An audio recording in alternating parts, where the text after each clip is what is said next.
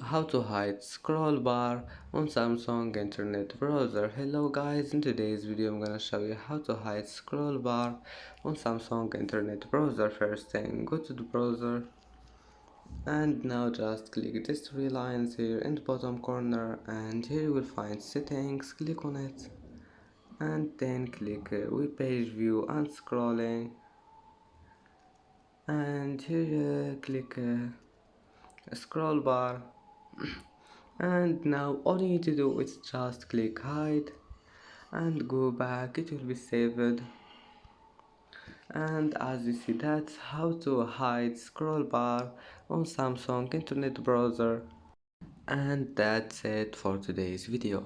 If you like this video, don't forget like and subscribe, and thank you for watching this video until the end, and see you in the next video.